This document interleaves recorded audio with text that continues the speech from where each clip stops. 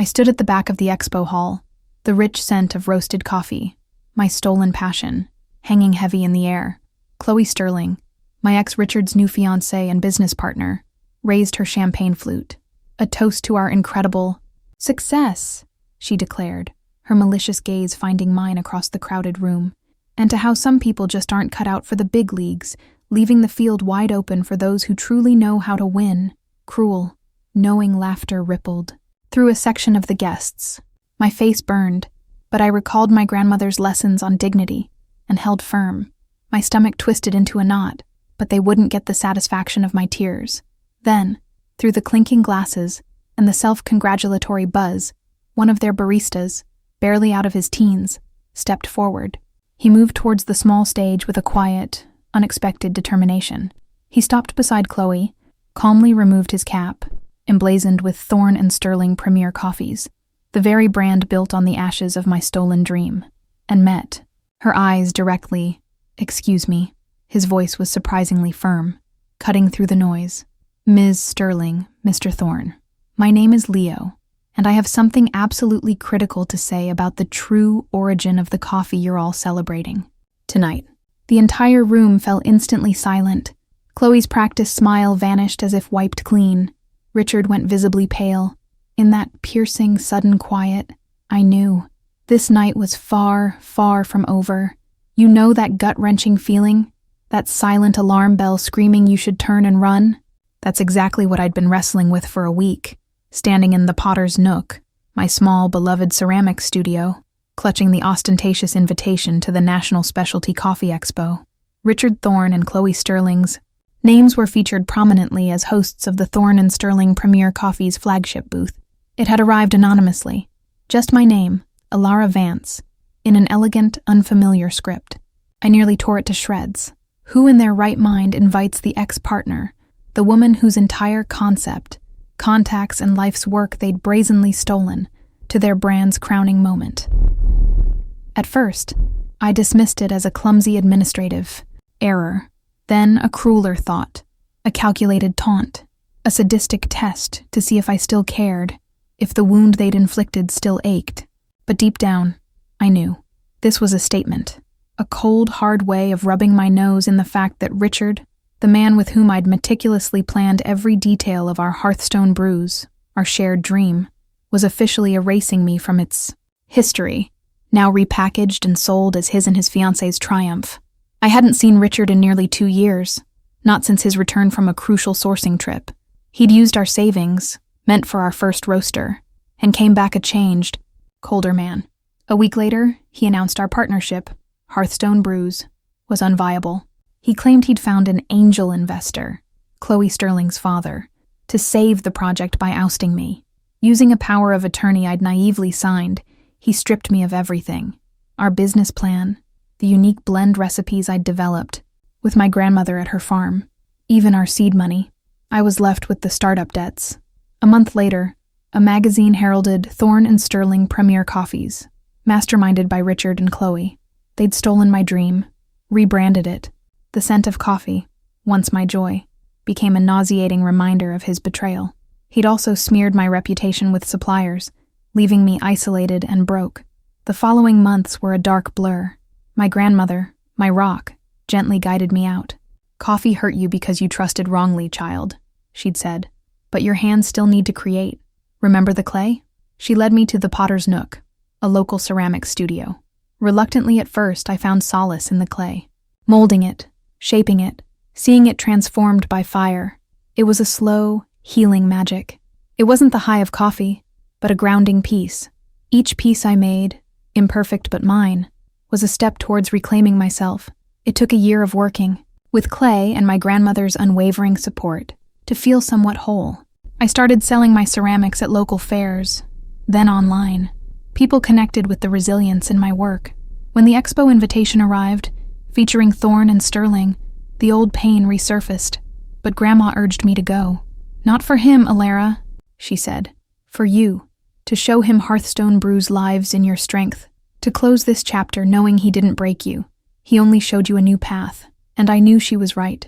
I was Elara of the coffee, and now Elara of the clay. Stronger, shaped by fire, so I said yes. My grandmother insisted on driving me. "You're not facing those vultures alone," she'd stated, her usual frankness a comfort. She chose my dress. A deep blue, she said, brought out the fire in your eyes, and reminded me to hold my head high. I asked to be seated discreetly near an exit.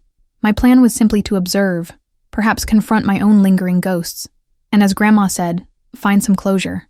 Little did I know, fate, or perhaps a young barista with a keen sense of justice, had far more dramatic plans. I expected discomfort, a few curious stares, not a carefully orchestrated public shaming, but before the microphones were switched, on before the champagne flutes were raised in false toasts, I took a deep breath as I entered the hall.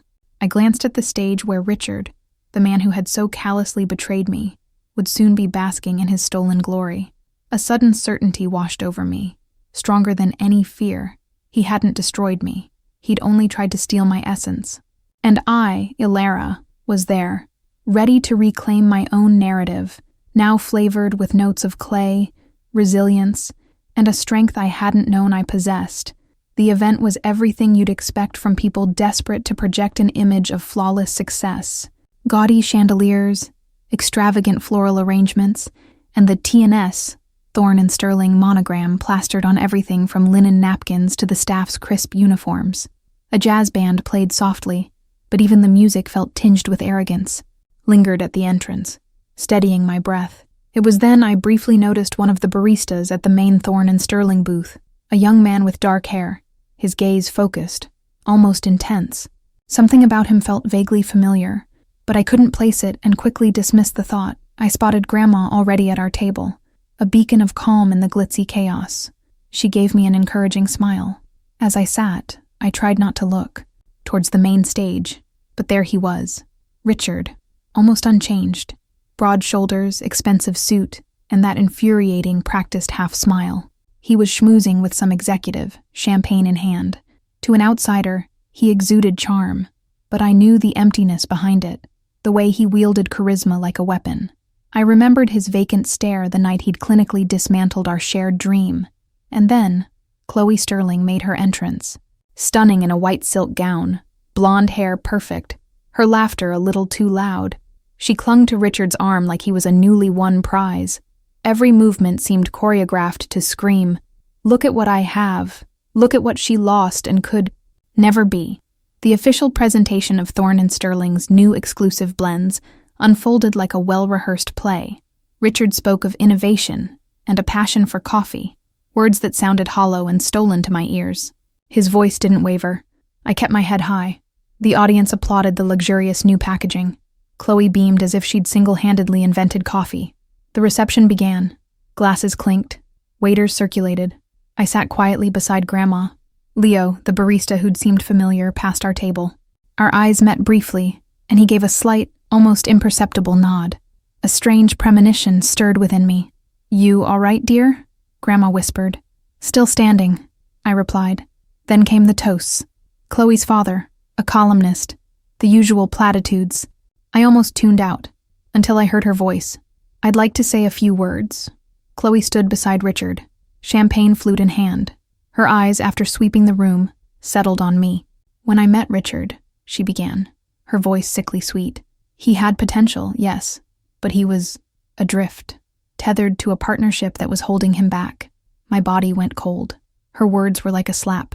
Someone lacking the vision, or frankly, the capital for real success, she continued, with a tinkling laugh that churned my stomach. "Nearly ran him aground with such amateurism. But a dramatic pause. I saw the diamond in the rough.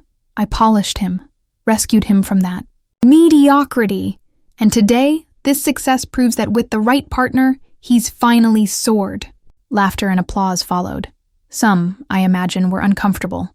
Others, oblivious. Grandma squeezed my hand.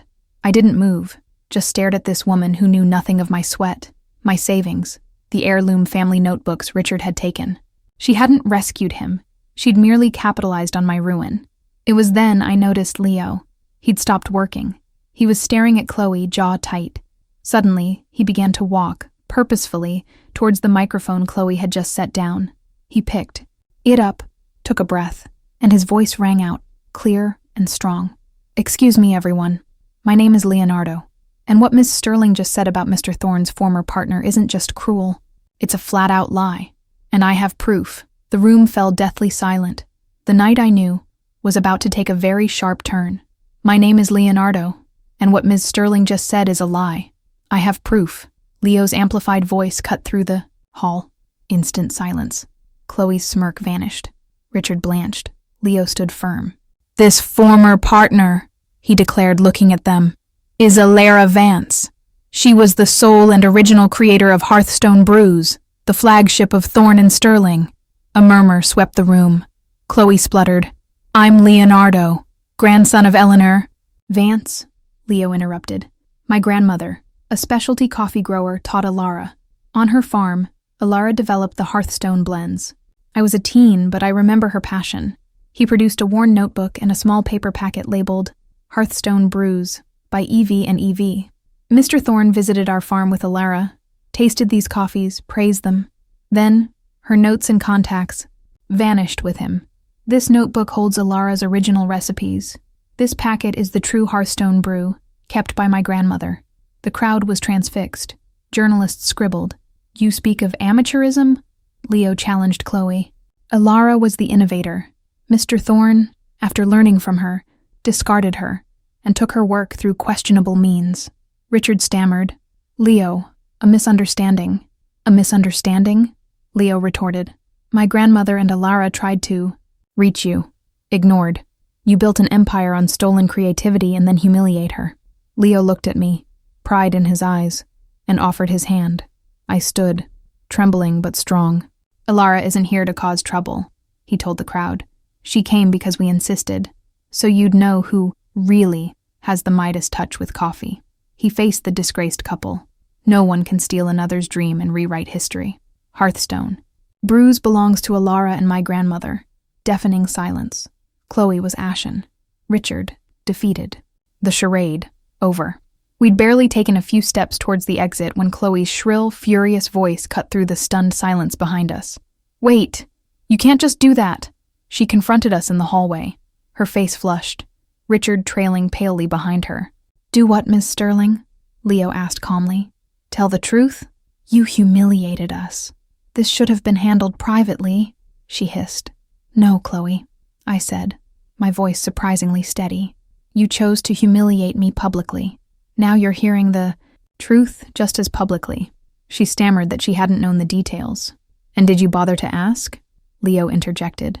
Or was Richard's version simply more convenient for you? Richard finally mumbled, Elara, I never wanted it to come to this. To what point, Richard? Leo faced him. Stealing her life's work? Or watching your fiancé try to destroy her reputation? Richard winced. I made mistakes, he admitted weakly. My mistake was trusting you, I replied, the ache of years in those words. But I didn't steal from anyone to rebuild my life. A heavy silence fell. My grandmother always says coffee doesn't lie, Richard, Leo said, his voice softer now. It reveals character. Yours was certainly revealed tonight. Richard swallowed hard. I can't take it back. No, I agreed. You can't. Chloe tried one last time. And now? You just walk away after ruining the most important night of my life? Offered a sad smile. I believe the night was already ruined by a lack of truth, Miss Sterling. I added, if you wanted a perfect story, Chloe, you should have chosen a protagonist with a clean past. We walked past them, leaving the unraveling couple to face the fallout of their own deceptions. We left Richard and Chloe in the hallway, their lies unmasked. The night air outside felt clean. I breathed deeply. A huge weight lifted. Grandma waited by the exit, a proud smile on her face. She hugged me tight. I knew your time would come, dear. She patted Leo's shoulder. You made me so proud, grandson. Leo smiled. Just did what was right, Grandma. For you and Elara. I glanced back at the hall. Its perfect facade shattered. The fallout was their problem now, not mine. Walking to Grandma's car, a profound peace settled over me. Not revenge, but justice. The peace of reclaiming my voice. Well, Grandma said, starting the car, a twinkle in her eye. I guess that's serving some bitter coffee to those who deserve it, eh? Leo laughed, and I joined in, a genuine liberated sound. I felt light. I knew who I was. Leo knew who he was. And now, Everyone knew the truth about Hearthstone Brews and us. The next morning, the story spread like wildfire online. Videos of Leo's speech, the notebook, the stunned hall, captions like Barista busts coffee fraud. I didn't watch. I'd lived it. Old friends reached out, some apologetic, others proud. I hadn't felt brave, just like I was reclaiming my truth. Richard never contacted me. His reputation suffered. Thorne and Sterling lost contracts. Chloe vanished socially. I didn't care. The real change was for us. Leo gained recognition. And I continued with the Potter's Nook.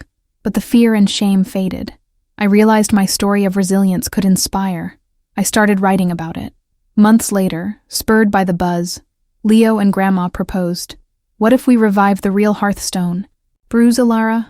Our way. I hesitated, but their faith convinced me. We formed a small cooperative with local growers, focusing on specialty coffees and fair trade. Leo became head roaster. I handled design and our story. Hearthstone Brews, by Elara, Eleanor, and Leo was reborn. Small, honest, true. People loved it, not just for the coffee, but for the story of resilience and justice. I didn't get rich or build an empire, but I found peace, joy in working with loved ones, and the certainty that painful detours can lead to beautiful new beginnings. If my story of overcoming betrayal and the rebirth of Hearthstone Brews inspired you, please hit like on this video. It shows that justice and truth matter. Share this with anyone who needs a little hope and a reminder that it's possible to thrive after a storm. And if you have your own story of resilience, where your voice needed to be heard, comment below. Your words can empower others. Remember, your essence is unique. For more real, moving stories about resilience and comebacks, subscribe to the channel and ring the bell. New impactful narratives drop every week. Thanks for watching. And never forget, you are the author of your own story, with your own singular brews.